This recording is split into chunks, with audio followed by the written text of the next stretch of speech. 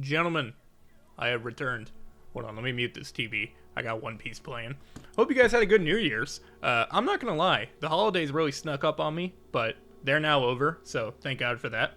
But today I want to talk about a character that amuses me greatly in 40k, Trazyn the Infinite. Now, in case it wasn't already obvious, Trazyn is a Necron. And he's not just any Necron, he's a Necron overlord of the Neolac dynasty. But that's not what makes him special. What makes him special is that he is the archivist of the Solomon's Galleries on the tomb world of Solomons. Now, if you're wondering what that means, if I had to describe what Trazyn does, he's kind of like a mix between Ash Ketchum and Ryan from Battleship New Jersey. That is very specific, but that is what Trazyn does on a day-to-day basis pretty much. He goes around the galaxy just spelunking for cool stuff. Sometimes it's an ancient artifact from 60 million years ago that would look good in his galleries. Sometimes it's just a person who he took from a local planet as a souvenir. It really just depends on why he's there, what he's doing there. You know, sometimes he already has a pre-selected item he's going to grab. Other times he just sees something that he likes and he's like, yoink, and, keeps it moving. Anyways, as a Necron, Trazyn is old. Like, really old. He isn't older than other people, he is older than other species. He is older than humanity, he is older than the orcs, or the Krorks as they were back then. He's older than the Eldar. Actually, now that I think about it, all Necrons are this old, so I don't know why I listed this as an individual attribute. Either way, he was asleep for most of it. He can't remember shit about his life before the Biotransference. So as far as he's concerned, his people were fighting against the Krorks, then the Old Ones, then the Catan, then the Eldar, then he took a nap, and now he has to deal with humans, Tyranids, orcs, and chaos. So, to me at least, it kind of makes sense what he ignores everyone else, and just focuses on his little museum. The official name for this museum is the Solomon's Galleries, and it's on the Tomb World of Solomons, as I said in the beginning. Now, that's a little deceptive, because it's not a normal world, like a normal tomb world.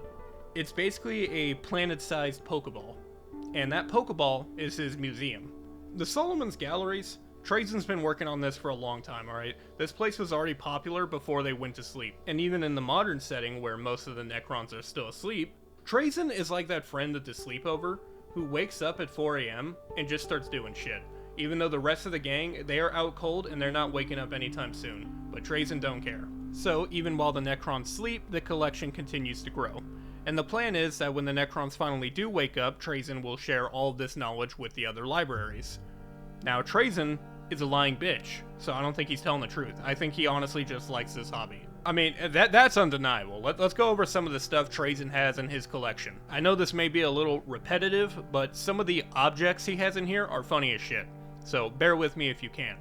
He has a Krork, a Custodian, a Hive Tyrant, a Dreadnought, a Magos, a couple different types of Space Marine, Firstborn, Primaris, Chaos, you name it, he got it, some of whom date back all the way to the Heresy, as well as most likely having stockpiles of Gene Seed.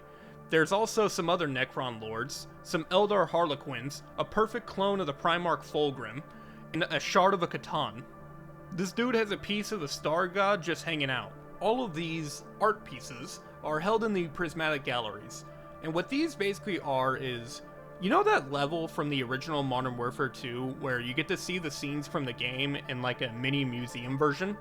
It's like that, but a massive holographic version with some real people and items sprinkled in. These exhibits show various wars and battles like the heroes of the Tyrannic Wars, and inside that exhibit you will find a holographic recreation of the battlefield, though its accuracy may vary because Trazyn does like aesthetics more than accuracy, and I can't blame him. And there may even be some real troops frozen inside in the middle part of the exhibit. But it's not just artifacts and people. The galleries also contain countless pieces of text and lost knowledge. So much so that it rivals the Black Library of the Eldar. Trazyn's endless mission to grow his collection has led him to having one of the greatest collections in the entire galaxy, but it also has led to him pissing off a lot of people, including other Necrons. Like with his good friend Orikan, which we see in The Infinite and the Divine, which by the way is a really good book. And in it, like all things related to Trazyn, him and Orikan came to a head because Trazyn wanted something. Little spoiler warning here, in case you want to read the book yourself. There was an ancient Necron tier tomb on a planet called Serenade, and Trazyn wanted what was inside. So he makes his way there to what is now currently a Imperium world, and Orikan decides to warn the humans that Trazyn is coming, because he is an asshole. To get back at him later, Trazyn throws a gene stealer at Orikan like he's Inspector Gadget and hopes it'll kill him. It didn't. But what it did do is it did grow into a patriarch and created a gene cult on the planet. When they're talking about it later, Trazyn pleads oopsie daisy to Orikan, claiming that he didn't know they would spread like a virus, which is bullshit because like 20 seconds later he's then talking about how he has a bunch more of them. He knew exactly what a gene stealer was. He just wanted to be cute. But not as cute as the Imperium, because now there's a gene stealer patriarch running around on their planet, so they decide that they're going to exterminate the planet. This results in basically a continent's worth of rubble dropping onto Orikan, and he has to dig himself out the hard way. Well, he has time magic, so maybe it's not that hard. I don't know. Long story short, from his perspective, he was under there for a little over 2,000 years. After he dug himself out, Orikan then begged Trazyn to stop his journey and to not enter the tomb. Trazyn does not listen, and this time he accidentally released a shard of the Deceiver. Now, when I say it was an accident, it actually was an accident. Trazyn had no idea this was going to happen. He damn near shit himself when he saw him. Little footnote here. The Deceiver is the original Catan who got the Necrontyr to part with their soul. Turns out he'd been playing both of them the entire time. Not really too much of a problem though, because Orikan then went Super Saiyan and took care of the entire situation. So if you're wondering what the average day for Trazyn collecting stuff for his museum looks like, it looks kind of like that. Again, the infinite and the divine is... I was surprised by how much I enjoyed it. Not because I don't like Necrons, but because I liked how it really let you look inside the mind of Trazyn. Not just how he thinks and works, but how he feels about being a Necron and the traumatizing experience of the Biotransference. Watching your species go from living beings of flesh with souls and free will to just cold constructs, most of whom are mindless, not great, not fun. Let me give you a little example. In one point in the story, Orikan makes his way into Trazyn's museum. Trazyn catches him, they talk for a little, get a little scrappy, then Orikan starts crashing out and breaking stuff. Now, what vast treasure does Orikan decide that he is going to take away from Trazyn? It is a bunch of ceramic jars. He knocks them all over. And Trazyn just does a Call of Duty dolphin dive to try to save at least one of them, because this jar has a painting of the sky on the Necrontyr homeworld. When Trazyn fails to save it, you can tell it actually does kind of bother him, losing one of the few remaining pieces of its species the way they used to be. The story, though, is about more than just Trazyn. It's obviously also centered around Orikan, and how he has a very different outlook on these things, and the way these two characters play off each other is just fantastic. As these two knew each other from before the Biotransference, and in a way they are two sides of the same coin. Where Trazyn wants to look for knowledge and guidance in the past, as he is a vast chronicler, Orikan wants to discard the past and instead always look towards the future with his divination abilities. They also have very different outlooks on the Biotransference, which is a topic that comes up a lot between them, but as we went over, Trazyn's memory is not the best. As a result, Trazyn and Orikan have very different memories of the events leading up to the Biotransference. What Trazyn remembers is him fleeing to a library, trying to hide, and then getting caught, chained, and dragged to the furnaces and made into a Necron. And ever since, part of him has always missed being alive, and this is part of the reason he tends to find humans more interesting, and he also likes to use them as little caretakers for his museum. That's when Orikan chips in and tells him that is not what happened at all. Even back then, Orikan could use divination, and he saw the betrayal of the Catan. He tried to warn his people, but nobody would listen, and while Trazyn says that he misses being human, Orikan tells him, no, you were thrilled to become a Necron, because that means immortality would allow you to catalog everything. And he also decides that he's going to fill in some of the gaps in Trazyn's memory.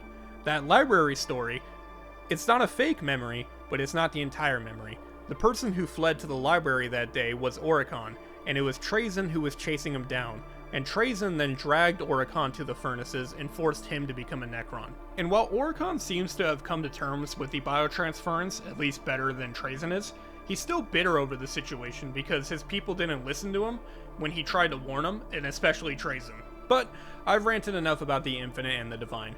Let's talk about what he's been up to recently. And I'm going to make this part quick because, I mean, it goes over the Black Crusades and I've talked about that in other videos. So let's focus on just what Trazyn did. At some point in the past, Trazyn stole a holy bell from an Imperial world dedicated to Imperial saints. Fast forward and the bell starts randomly ringing. Now, the bell is ringing even through the stasis field. No idea why. And each time it does, it destroys more of the museum and the army. Trazyn has a perfect solution for this. He takes the bell and throws it into the webway so the Eldar can deal with it. Then starts digging into why the bell started going off, and oh, it turns out the 13th Black Crusade is going on. Well, Trazyn usually doesn't play sides. He doesn't want Chaos to win, because if the galaxy burns, then what is he going to collect? So he makes his way to Cadia and helps Call out with the pylons that will close the Eye of Terror. He just stands there and basically talks Call through it, and while he's working, the Black Legion tries to invade to stop them. Trazyn tells Call to just keep working, and he throws out a few Pokemon like a Custody, Inquisitor Greyfax, whatever he just happened to have in his pocket at that time, whatever Space Marines were laying around. Long story short, the plan didn't work, and when it was clear that Cadia was doomed, Trazyn was like, well, I came all the way here. I already expended some Pokemon. Might as well grab a souvenir while I'm here, and that souvenir would be none other than Lord Castellan Creed. That's pretty much all I got. Trazyn is by far one of my favorite Necron characters. I always liked him just because he's a robot with charm. I like the idea of a grand museum, and he's funny as shit. And that was before the Infinite and the Divine.